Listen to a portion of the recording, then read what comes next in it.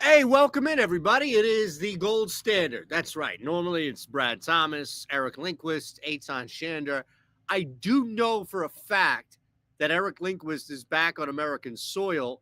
We just don't know when the next time he'll be on this show. In fact, GoldBoys already being like, dude, you promoted this guy for 6 straight shows. Where the hell is he? Brad's on like show number 5 of 9. So he's going to slide in here in a second. It's just me and Straight in the house. So, of course, hit that thumbs up button if you're carrying along. Anything you have for me, anything you want to throw my way, as you know, the chat is wide open. But look at what we have over here, right? Look at that second screen. That's my co-host until Brad Thomas is in the house. And the reason why we have this up is because, and I'm sure like Straight remembers and anybody else who's been watching us now for 2 months, it feels like, we have a ticket. Now, I don't know if the other guys even remember this. So I'm going to talk about it now and hope that Brad Thomas and Eric Lindquist forgot about this. But we have this ticket, if you remember, that the Arizona Diamondbacks would make the postseason. And I'll tell you the exact date that we placed this thing, but this has been a colossal sweat, an unnecessary sweat down the stretch. Why? Because the Diamondbacks could not separate themselves from either the piss water that the New York Mets drink or whatever's going on down in Atlanta, where just you couldn't cope with injuries and things just didn't go your way this year. The reality for us, of course, is that we jumped on value. We're seeing this right now. I'll explain the scenario coming up in a second, but on 7/18 at 3:29 p.m. Eastern time. That means this was on a show. We did this right here live on the Gold Standard. Put this ticket out. It was plus 140. Said, all right, let's put 2 units on here. And the idea, of course, is that we would all split the winnings. I guess 4 ways, although I haven't heard jack shit about this ticket, mind you, because these guys were looking at it like a loser, so everybody wanted to bail. They didn't want to fork up the 50 plus bucks between the 4 of us. So here we are. If the Mets sweep, the Diamondbacks are in. If the Braves sweep, the Diamondbacks are in. If there is a split, meaning if the Braves hold on and win this game as they are up 3-0 right now, and the Mets come back and win a game in which it would be meaningless for the Braves since they already clinched and God knows who they're even going to play, what have you, we're cooked. We're absolutely cooked. So I don't know even who to root for in this first game, except for the fact that I need whoever wins this first game to win the second game. This is insane. This is totally ludicrous that we have had to come down to the final, an extra day. The only thing more tilting than this was losing Giancarlo Stanton over 27.5 home runs this year because the guy missed a third of the season and finished with 27. I kid you not. I kid you not. Nothing kills your picket slips like futures plays coming in on an L. I'll tell you that. So here we are, 3-0. What are we, in the top of the 8th right now? We'll see how this thing plays out. But let's just, if we can, recap. Now, I guess Brad is getting the credit here for this, at Mr. Brad Thomas, at shanderbets. If Eric shows up for a show, we'll promote his Twitter account. But I guess I can just put you on the spot here, right, Straight? And instead of going like full screen or a different way, could you just put in Thursday's bets right in place of where you have that beautiful game cast for the Mets Braves, just so we can look at another fantastic day. Brad went 2-1. I went 2-1. And one that I lost was a 15, like less than a quarter unit, a 15th of a unit lotto ticket.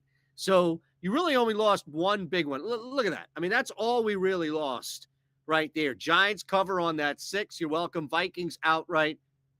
Haaland with the shots on goal. The Man City double chance. That comes through. Riley Leonard, that ladder. Now, did the whole ladder come through? My goodness, we got to check this thing out, right? Like, this is where Brad would step in and say, well, only got 2 of 3 legs, what have you. Let's see. Riley Leonard just put up 52. So, okay, he got that. He got that at least. We got the 46.5 rushing yards. He got 52 on the ground. That's fine. Absolutely fine. So Brad hit that, which was the base prop right there. So we're in good shape. All right, now let's turn the page. We've got Monday Night Football. We've got two clunkers in front of us. There are a couple of interesting stats, trends, whatever you want, if you are so interested. The one that I think jumped out at me the most this morning was if you win the game tonight, you're covering the spread. And that's okay. Well, if you're an underdog, you win the game. Of course, you cover the spread. I think it's a little bit beyond that, though, too. Favorites are just destroying the market. Favorites on Monday Night Football since 1980 are 308, 104, and 16 against the spread. 308, 104, and 16 against the spread. I mean, this is just, take that back as long as you'd like. Favorites are covering spreads. Now, not all of them, as you see, 104. So you can find in a little area maybe an opportunity to sneak in. For me, my number one play is going to start at least on the first game, the uglier of the two. The first game is like a dilapidated house. The second game is like you bought the house, you started working, you've got some plans, there's some structure there. You can kind of see the end, the finished product, something of beauty, but you're not quite there yet. It's definitely not the first house, which is just junk, absolute junk. Will Levis against, do we even know who's starting? Does it even matter who's starting right now for the Miami Dolphins? This has got to be one of the worst quarterback matchups we have seen in the NFL in a long time. And yes, granted, because of injury, what have you, I get it. But Will Levis stinks. And Will Levis is not a guy that you want to bank money on either. This is an underplay for me. Let's be fair. Let's be fair to the situation. How are these teams going to score points? Defensively, from a Tennessee standpoint, before Will Levis just sabotaged and destroyed and just imploded and killed his own football team 2 straight weeks in a row with some boneheaded decisions that would cost basically anybody but 10 quarterbacks in the NFL their job, and somehow didn't cost him his job. We have seen some flashes. We have seen this Titans team at least show up interested in playing football, not your typical like Carolina was with Bryce Young, where it was just, my God, this team just has no will or want to. Defensively, I still think you can get a little bit. Now, granted, you look at how many points they've given up. It's a result of turnovers. That's a result of bad field position more than it is just getting smoked. Green Bay had their number. Will Levis is not going to compete with that, especially with Malik Willis coming back in there. Blah, blah, blah, all that aside, it's an underplay for me. I don't see how either one of these teams are going to consistently move this thing under 37.5. Tennessee, Miami. Let's start there. Biggest thing for me is looking at primetime games, road team anywhere from like 2.5 to 6, I'd say, in that range of a spread. Can they play defense? Can they kick the football? Yes and yes. Granted, they're not going to be a lockdown. Seattle's a different story. We'll get them in a second. But Miami's offense is going to have to be so creative. They're going to have to get the ball out so fast. In fact, it's not even going to be how fast can you get the ball in the air to Tyreek Hill. It's going to be how creative can you be to get him the ball, handoffs, pitches, just treat him like a glorified running back. Not going to get a lot of points in here. First quarter, first half, outside of an X play or two, you're just going to get some more methodical drives. Quarterbacks are going to turn the ball over. Look, nothing supports an under better than failing to get it on 4th and goal and turning the football over in another team's red zone. All of this is live when you see the junk that's out there, especially from the quarterback spot. So that's where I begin. Hey, not much changes for me when you move forward. Number 2, second play for me. Again, hit that thumbs up button here on the GoldBoys channel. Following along on Twitter at OddsShopper as well. You can see at shanderbets and then at Mr. Brad Thomas, at Eric Lindquist, whenever he chooses to be a part of this show or not. Just straight diva. What happened, man? This dude goes to Ireland, plays a bunch of golf, Scotland, and just turned into a straight diva. At least Brad, I'll give Brad Thomas some credit here, right? Because Brad's got 50 shows. He knows that. He probably like triple booked some transfer time, the time it took to get from like one show to another. But Brad at least gave us a heads up. And I am guilty at times of either not giving a heads up or giving that like 5-minute heads up, like, yo, yo, yo. Brad gave us plenty of time. It was like, Brad, here's Eric, right? And I don't mean like physically, here's Eric, because I don't see him in my box. I don't see him in your box either. This dude went full diva and just bounced. Who was that dude? Do you remember? Who was that dude? Was it Butler? Like, who was the dude who retired in the middle of a football game? I think it was for the Colts, right? And just said, screw this shit. I want no party all anymore. And just walked out in the Are you talking locker about room. Antonio Brown? Was it? No, it wasn't Antonio Brown. It was somebody. No. Antonio Brown did the same thing, though. Did he? Yeah, he did it against the Jets, I believe. Yeah, against the Jets. Oh my God, I didn't realize that he did that as well. No, Yeah. this was Dave. This was Vontae Davis. Mm. He just That's hilarious. 29 years old, signed a 1-year deal with the Bills. He took himself out of the game in the first half, told head coach McDermott he was done. McDermott was unsure what to make of the ambiguous statement, but Davis left the stadium at halftime. That's my point in all of this, Brad. Vontae Davis at least had the presence of mind to tell his coach, I'm done. Eric Lindquist couldn't even give us that.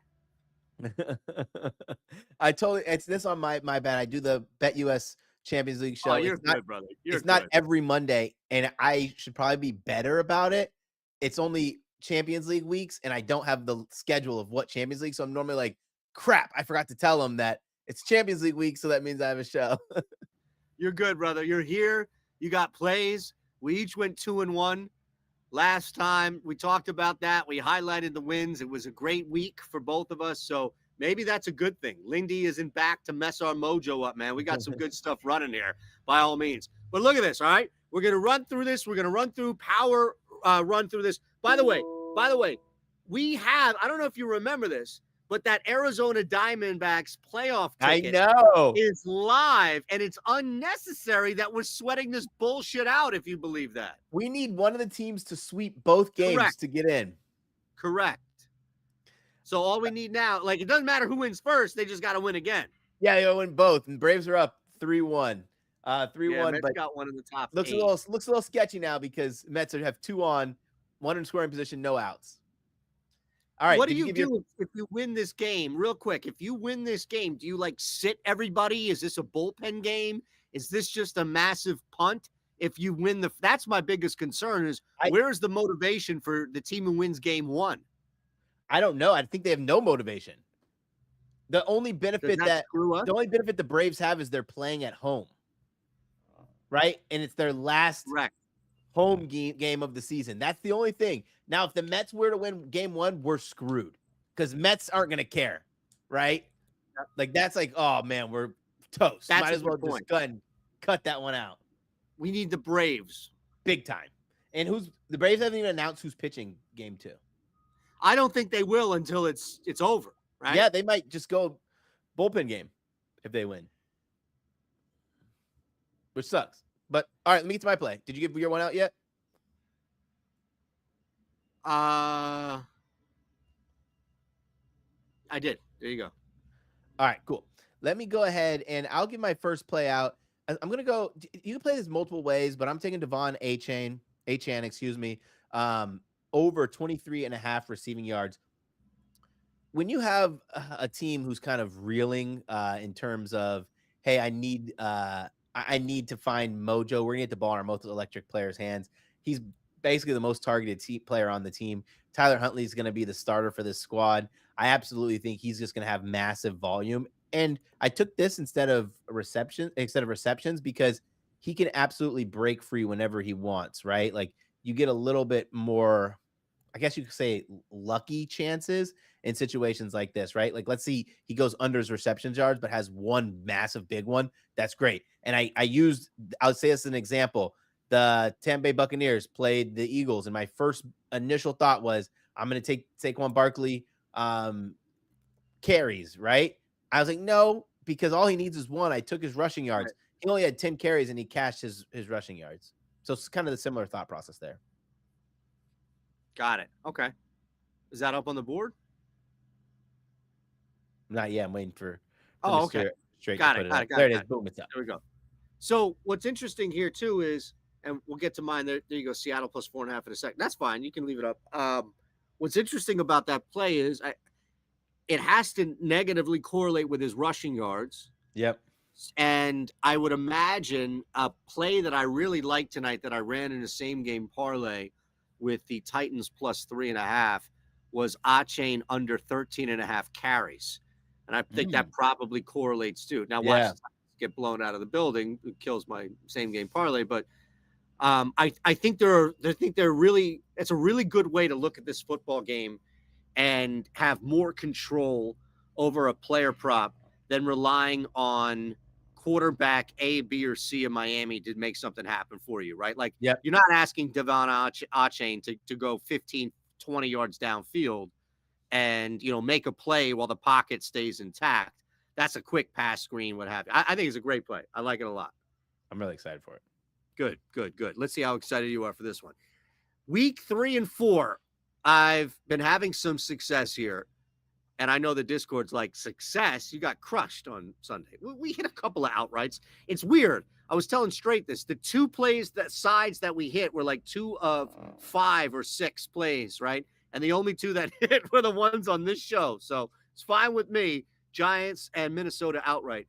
But part of that process, part of that system, and again, Minnesota fell into this too, giving up 17 or less per game through 3 weeks. The Seahawks are at just over 14 points per game. If you look at Detroit,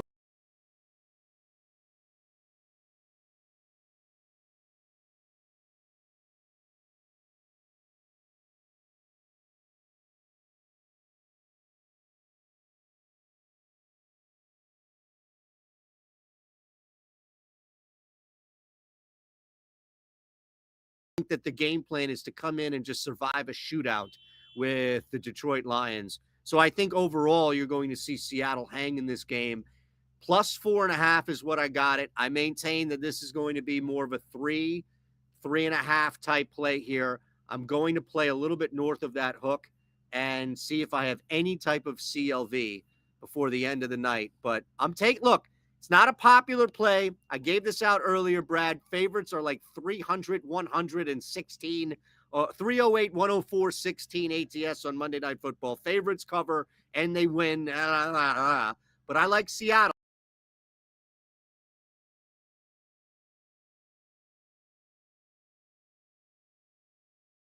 But that's where I am right now.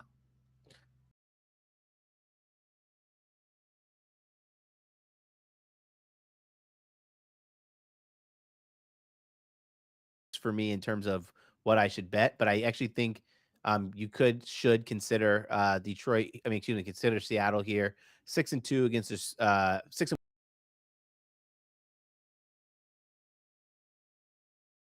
more. They're like 8-2 against the spread in their last few games. So just add that nugget in there that I think this is a really tough game to bet.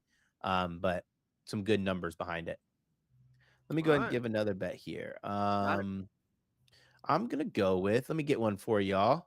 Here we go. I'm gonna go with Tyler Huntley over 30.5 rushing yards. Without kind of like saying too much about game style and defensive abilities, I think that he'll have a lot of opportunities where um, you know, he'll have good running lanes, right? Secondary that's going to be in man. It's going to be against a quarterback who's probably trusts his legs more than his arm. In a situation where they really is like kind of a must win, right? And so why not bet Huntley, because he will certainly have. I have him at least 5 or 6 carries in this game, and Yeah. it's not gonna be like carry, and not counting carries of design runs. I'm talking about carries where he's scrambling because it's tight man coverage, and he'd rather pick up those 8 yards than force it in there. Got it. Got it. Yeah. 30.5 rushing yards. Where is he right now? Did that move or was that the opening line? I think open line was like 29.5. Okay. Okay. So it's getting there. Yeah, look, I don't, what are we talking about here as far as this game itself, right? Like if he's out there, then he's got the ability to move. And we anticipate that It's not like all of a sudden he's going to get protected. Yeah. Right? Like Tua wasn't getting protected. Like Nope. it's right. Like now you've Yeah, got a guy who, imagine like the blitz comes in against man coverage, right? Like the blitz coming against man coverage, you get past that first line of defenders, you literally have 8 to 10 yards of running room right there. Who the heck is not taking that if they got wheels? and he's got wheels, and you almost feel like McDaniel's got no choice but to tell him to tuck it Yep. in a game like this. All right, Huntley over 30.5 rushing yards. We're going to bang through our final 2 plays. Let's remind you real quick, again, at Mr. Brad Thomas, at shanderbets, how you can follow the 2 of us. Straight's going to remind you before we get out of here one more time about BetMGM and this amazing deal that you can sign up at BetMGM and get a month free at GoldBoys.com. Here it is. The Gold Boys are one of the largest, well-known sports betting communities on the planet with a Discord to match. We're going to show you how easy it is to get 1 month free of GoldBoys.com just for signing up at BetMGM using code GoldBoys. Sign up at MGM with code GoldBoys, deposit a minimum of $10, and get your first bet back at BetMGM up to $1,500. After signing up at BetMGM, send a screenshot of you using code GoldBoys to promohelp@goldboys.com to get your first month free. 21 or older, gambling problem, call 1-800-GAMBLER.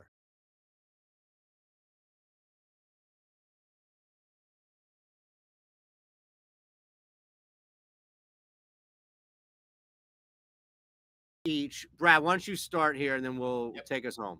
I'm going to go with a game that's going to be absolutely fun in the footyverse. It's, yes, that's right, a soccer play. I'm going with Bayer Leverkusen, both teams to score an over 2.5 goals. They're at home playing against AC Milan.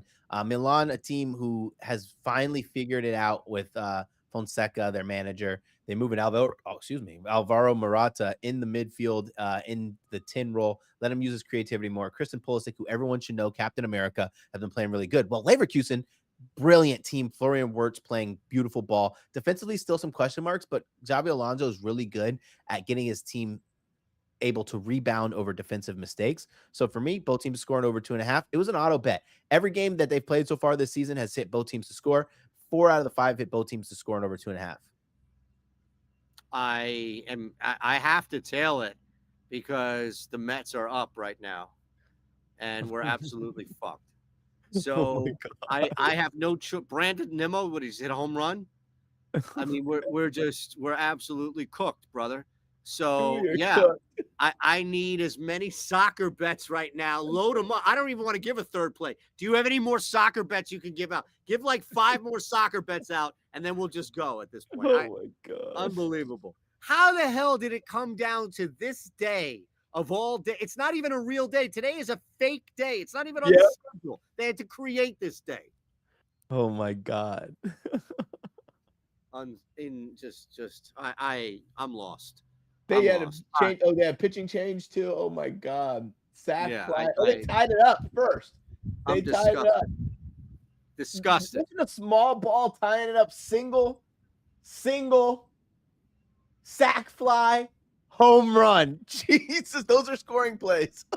6-3 right now. I gotta get out of here. I am disgusted with the world right now. So here's the thing. Let me end this with this. I'm going to hit you with a nice little teaser. All right. These are not advised. Teasing is not a long-term profit, but they're fun. I'm doing one. I do one a week. So this is my teaser here for you this week, my friend. And I am going to run it. I run it in real life. I'm going to run it here. I dropped the Chiefs OT protection with the Chiefs. So they're at plus a half point. I wouldn't tease past that, but they're at a plus a half. You never know, just in case with Rashi Rice out, what have you. Seattle, not tonight, next week as they host the Giants. Seattle teased down to a half point, and then the Niners teased down to 1.5 points. So if I were to predict who blows this, it's San Fran probably wins the game by a point, and I'm looking around like, are you freaking kidding me how that works? But those are my 3 teams. I teased them down. I think Seattle, if they hang here, that could move to 7. It was at 6.5. Probably won't go through 7. That's my 3-leg teaser. Wow. 6-point teaser. Okay. It's fine. I think it's fine. So I've teased through 6. I've teased through 3. Yep. And I've teased through 7 and 6 and 3 for San Fran. Works for me. Okay. That's all I got, man. That's all I can say. It works for me. I'm crushed. Crushed. Braves going to win 15-1, and that ticket is cooked. Oh, my God. At Mr. Brad Thomas, at shanderbets. I need to take a bath or something. I need to get out of here. This is brutal. Straight produced. As always, we appreciate you, brother. Hit that thumbs up button. Make sure you're subscribed at OddsShopper on Twitter, and we will go from there. Brad, anything you want to say at the end? It's all yours, man. Now, make sure you just check me out, NBCsports.com.